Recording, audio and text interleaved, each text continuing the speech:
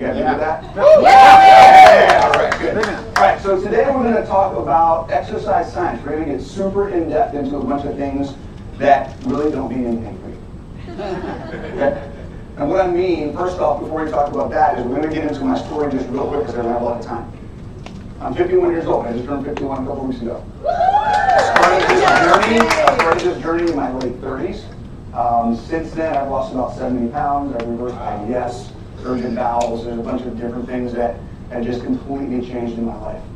With a combination of fitness, I found fitness first, and then about 5-6 years later, I found the nutrition side of things, put the two together, and that's what answered all of my questions. The combination of the two. So if you're thinking nutrition is everything, you're missing half of the equation. If you're doing a lot of fitness stuff and you're not focusing on your nutrition, you're missing half the equation. Your body is designed to process nutrients that support the activity that you're doing. That's one of the main messages I want you to take home. If you're only doing half, you're only doing half. Okay? We're going to talk about a bunch of things. All these words are big. These are just a handful of some of the terms that you may hear when we talk about exercise science. We talk about the science of how your body works, the science of improving metabolic function and fitness. Okay? Phosphagen system, accuracy, transferability, sympathetic nervous system, parasympathetic nervous system, hypertrophy. Have you heard any of these words? Proprioception, right? All these things, okay? In case you guys haven't heard, if you follow me on social media, I'm working on book number 3. Okay? And one of the concept, the issue, okay, speak up louder. Okay, I'll speak louder. Hi! Okay, I'm working on book number 3, and the concept behind book number 3 is taking some of this stuff and breaking it down to what really matters. You don't need to understand the gears of a clock in order to tell time. You don't need to understand what spring tension is, gear ratios, and how they equate to how the hand moves in the clock, right? You just need to know, what does it mean when someone says half past the hour, or a quarter till, or a quarter after, or how to look at the numbers and tell what time it is. Okay? And that's what we do. We tend to get into the gear ratios and all the specific mechanisms of how our body works, and we forget that if we just stick with the basics and understand what good nutrition is at a base level, what good movement is at a base level, we're going to be far better off, and it's going to make it a lot less complicated. Who wants their journey to be less complicated? Reduce some stress as you're going through it, right? That's what this is all about, okay? Let's take that blanket of complication off of what we're doing. All right, so we're going to talk about a couple different things. We're going to talk about the concept of technique, consistency, and then intensity. We're going to talk about specific adaptation to imposed demands. It's a really fancy way of saying your body will adjust to the things you make it adjust to. And then we're going to talk about general adaptation syndrome, which is how your body adjusts to the things that you make it adjust to. Okay? There's one main takeaway that I want you to have from this message. And that is, no matter where you are, your body is designed to help you improve. And it's not as big of a mountain to climb as a lot of you think it is. Okay? When people hear the word fitness, they think gym membership, they think heavy weights, they think do all of this hard stuff. Your fitness journey can start just by getting out of your chair more often. Because that's something more than what your body is currently doing. And that's the message I want you to take home this day. Okay? Who's been here? Training wheels? That little kid riding on the bike? Okay? Yeah. We talk about the process of change and adaptation. We have to start somewhere. Right? We can't go from, hey, I want to learn how to ride a bike, to I'm going to do fancy BMX tricks. Right? We have to start with the training wheels, and then we progress. I've used the analogy before about juggling. I'm not going to say, hey, I'm going to learn how to juggle and then pick up 3 chainsaws. It might be fun to watch for 30 seconds. Okay, but I'm going to start with 1 or 2 balls, and I'm going to learn how to do that. Then I'm going to go to basketballs and small balls and who knows what else, and then work up to, with practice and training and time. It doesn't happen overnight, does it? No. It takes time. How many here are over 30 years old? How many of you have been sick for most of that time? Or unhealthy for a lot of that time? Okay. How many think it's going to take them a year to get healthy? And to become optimal? 6 months. Right? Okay? just relating back to my story, I started in my late 30s. There was a giant change when I introduced fitness. There was an exponential change when I added nutrition. For the past 5 years, I've been carnivore. For the past 5 years, I have not had a single health issue. No injuries, no IBS, no urgent bowels. All of the issues that I had when I was just doing one, not the other, completely gone. I've been able to live the dream, the vision that I've always wanted to have once I combined the two. But it took me 6, 7 years to get there. 6 or 7 years, guys, think about that. Yeah. It didn't happen overnight. It took a process of time, patience, mistakes, and learning, and a willingness to try different things. Okay? Amen. All right, question number 1, am I doing it right? We talk about technique, consistency, and intensity. The first question in the process of doing something for your health, doing something for your fitness is make sure you're doing it right. If I'm not doing it properly, then I'm not getting the effect that I want. If I'm squatting improperly, what I'm doing is I'm moving my body in a way that's reinforcing bad movement, not activating the muscles, not training myself how to move in real life. Because what is exercise? When you guys hear the word exercise, what do you think? Sweat. Hard. Sweat? Sweat. All right. Popping balloons. What's something else? Move it. Moving? Yes. Hard. Activity? Work? Okay. Hard. Hard. There we go. Exercise in a controlled environment is your opportunity to prepare yourself for life, which is an uncontrolled environment. The time that you take to work out, follow a program, and do the things that you want to do to improve your ability to handle all the things that life throws at you, which is a lot, whether it's physically, emotionally, or whatever, because there's an emotional, there's a mental aspect to training as well, which I wish I could get into today. It's a whole nother talk. When you start doing something, you have to look at it as I'm not just exercising to exercise, I'm exercising to train my body how to do things when there is stress in the equation. Yeah. Okay? That's where technique comes into play. Learn how to do it right when you're in control, and you'll be more likely to do it right when you're not in control. That's what technique is about. Yep. Okay? We got an example, someone learning, practicing technique. Technique is something you have to practice, repetition. It takes time. What's something else that's involved in this picture? Starts with an F, feedback. He's not doing it on his own. He's practicing. He's getting feedback from a coach. There's a lot of different ways to get feedback. Record yourself as you move. Watch other videos. Record yourself. Watch a video. Did I do it the same way as the video? Do it in front of a mirror. Get a personal trainer. Get a coach. Have someone look at you and give you that one-on-one specific feedback. We learn by visual cues. We learn by verbal cues. We learn by physical cues, things that we can feel. So get as much feedback on your journey as possible. Some of you guys have coaches, communities, and that goes across the world. We're talking fitness, but that goes for nutrition, it goes for mindset, it goes for all of it. Feedback and engagement with other people to bounce your experience off of is very, very important in the process. Is everybody with me on that? Yeah. Okay. Question number 2. This is where consistency comes into play. I can learn how to do it right, but if I can't do it right more times than not, then I'm not at a point where I can then increase intensity, which we'll talk about next. You must be able to perform things to the point where you're not thinking about it anymore. How many people are here this weekend thinking about if they're going to stay on their nutrition plan? There's not enough hands raised. Okay? The struggle is real. We're surrounded by people who aren't doing what we're doing. We're surrounded by food that doesn't support what we're doing. So there is a constant challenge of a reassessment. Is this what I really want to do? Am I going to make that choice to get that parfait that's in the bakery section of Windjammer versus just go get the eggs and bacon or whatever it may be? Okay?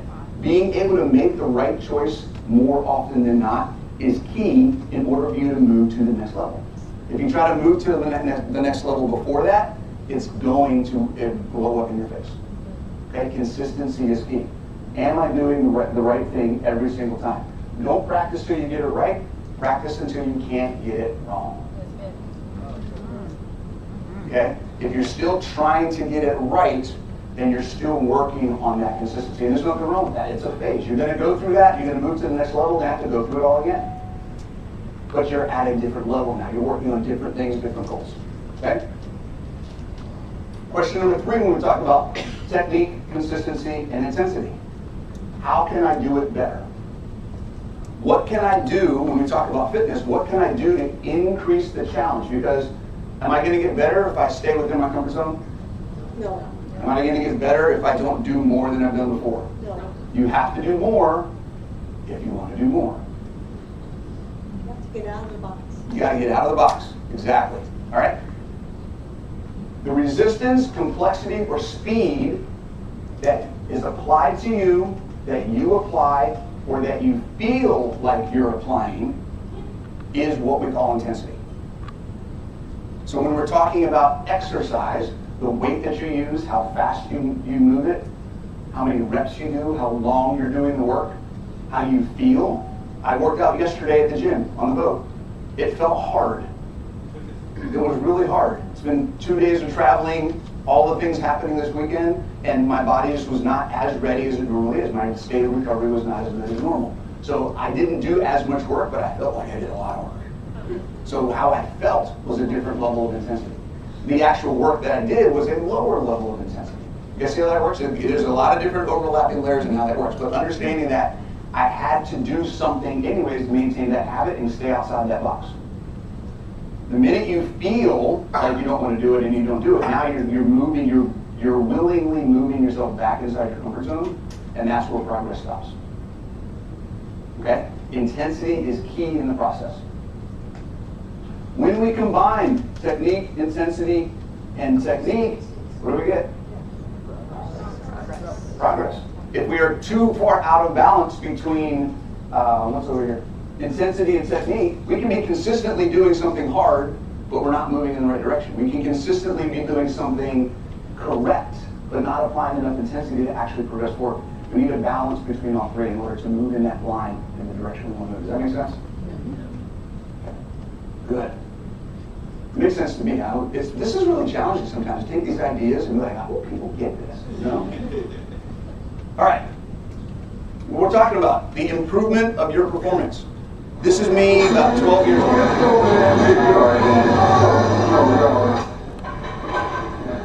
65 pounds. Learning how to do it clean. Do I look very coordinated there?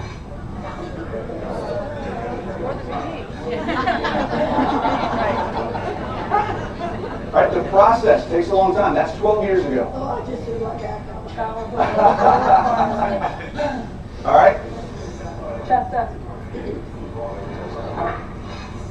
13 years ago, I guess, yeah. All right, this is this year.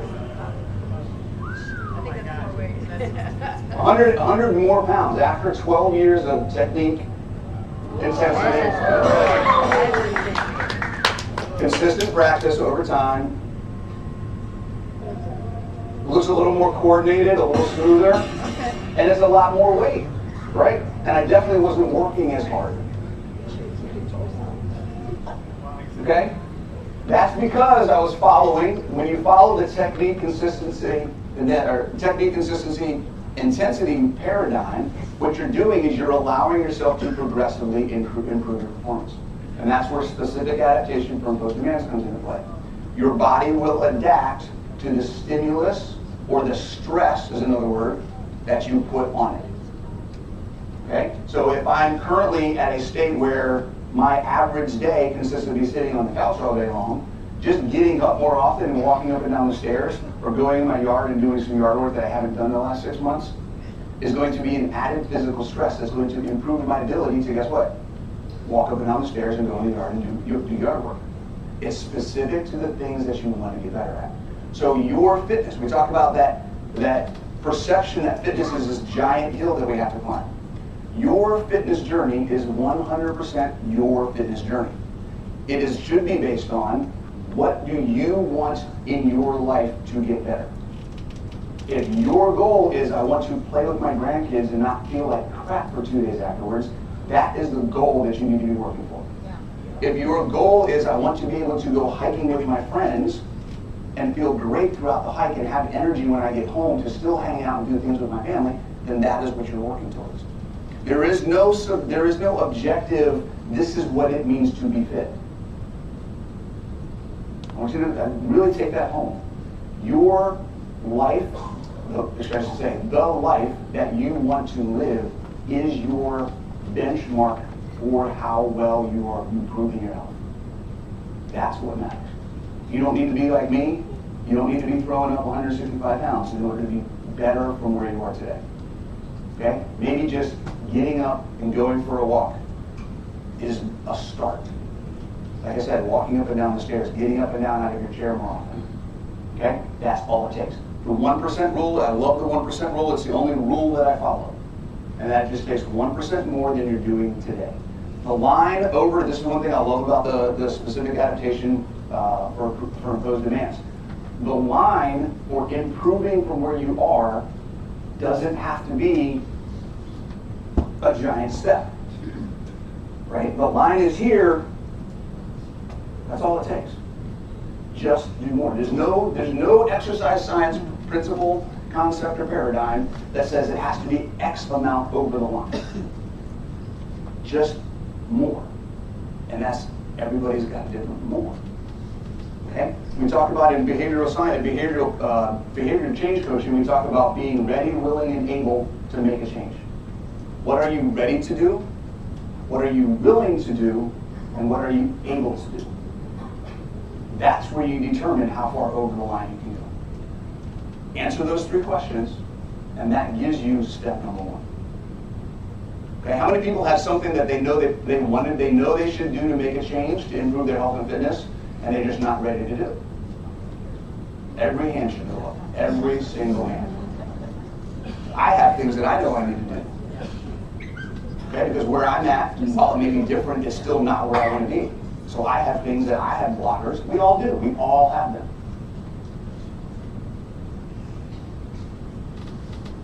All right, here's another principle, since I got 9 minutes left. This is actually going faster than I thought it would. We're going to end early? I'm going to draw it out. Okay.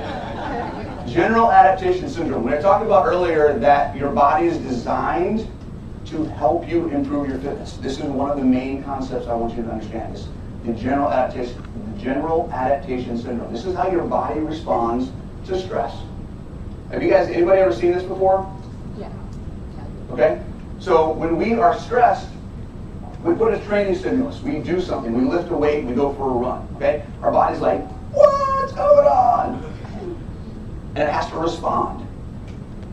It has to do something. It has to start putting processes in place to provide the energy, get the muscles going, get the nervous system going. Okay? We provide that training stimulus. Our body goes into an alarm state. That's where it starts preparing for and executing what you're doing. How many people think that more is better? This? Okay? This is a trap that a lot of people get into. I want to eat less, because if I eat less, I'll lose fat faster. I want to work out more, because if I work out more, I'll gain muscle faster. The more you do, the less progress you're going to make. The more you do, the less progress you're going to make. Because what happens? See that line where it goes from training stimulus down to alarm? Right? Look at the second bump. Greater training stimulus. And see that line, the dotted line that goes over training? That's what you're doing. Your body is designed to react to the stress and stimulus and then take a break. When it takes a break, it can get better and get prepared for the next time you apply that stimulus or that stress. If you never give it a break, you're diminishing your body's ability to respond because you're never giving it a chance. How many people see that with your kids? Or you're at work where it's like it just never stops, I never get a break. Do you feel like you're better over time when that happens? No. Because it's the same with your body. We are designed to respond to a stress, have a little break, recover, and then we're better prepared to handle that stress the next time. And there's a concept called super compensation. Is that on there? It's not on there. That's where the greater training stimulus and the rebound. So rebound is an easy way to talk about what we talk as super compensation. That is, if I'm here and I add a stress, then my system's going to perform here, right? It's going to perform less. It's going to get tired. It's going to get wore out. If I give it a long enough rest, when it comes back, it's going to come back and be able to perform up here, because now it's recovered. It's kind of like it knows what's coming, so it's better prepared to handle what you're going to do with it. Okay? That's how, when we add a stimulus, get outside of our comfort zone, and then give ourselves enough rest. What is rest? When I say rest, what are we talking about? Recovery is another word. What are some things when we talk about rest and recovery? What are we talking about? Not doing the same that you were just doing? Anybody else? Sleep. How many people get 8 hours of sleep a night? Too many hands. You get 8 hours of sleep. No, I don't. Sleep is huge. If you're not getting enough sleep, you're not giving your body that time to recover. How many people take at least 3 days off of physical activity? Any physical activity? Oh, that's easy. Okay. So some of you need to start doing more. And some of you might need to chill out. The common things that I see are people who are doing, I'm trying to get 10,000 steps, do an hour of cardio, and lift 3 days a week, or do a high intensity training class, or spin, or something like that. They're working out an hour and a half to 2 hours every single day. That is too much. Your body cannot recover. Okay? The type of training you're doing as well. Recovery can be affected by the type of training you're doing. You said not doing the same thing all the time. So if you're always doing cardio, when do you actually build your metabolic function? Where's the muscle coming from? Because it's not coming from walking, it's not coming from running, it's not coming from jogging, it's not coming from rowing or the elliptical. When are you building that function? The more muscle you have, the faster you can recover. So if you want to improve your recovery, start building some more muscle. If you want to improve your metabolic function, start building some muscle. Get more sleep. Take a couple of days off. You guys see where I'm going with this? You ready for the next one? Yep. Eat more food.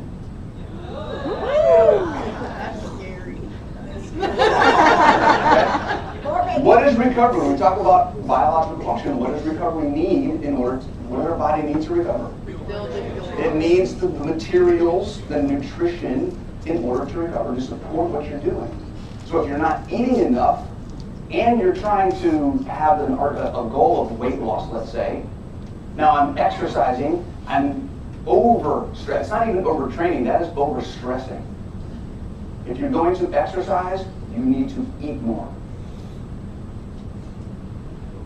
Okay? You agree with that? How many people are freaking out like, oh, he's telling me to eat more. What's going on here? I thought it was an exercise thing. Okay, that's all part of the equation. All right, in summary, guys, crawl. We're gonna crawl. Crawl, walk, run. Don't try to take a bigger bite than you need to. Start where you are.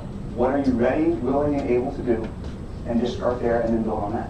At some point in time, no matter where you start, you're going to be like, this isn't really doing it for me. I need to do something more. That's when you know you're ready to go. What else can I do? How can I make this more challenging? How can I make this more fulfilling?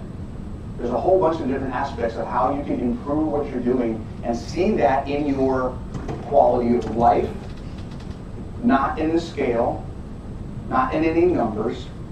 Right? We're not doing this just to get a better A1C. We're not doing this just to get a better blood pressure. We're not doing this just to get a better inflammation score. We're doing this because we want to live better lives. Okay, you guys may have heard me say this before. Who cares what your A1C is? Who cares what your hypertension numbers are? If you can't get on the floor and play with the grandkids. Right? Yes, those things matter, but they don't determine how well you're living your life.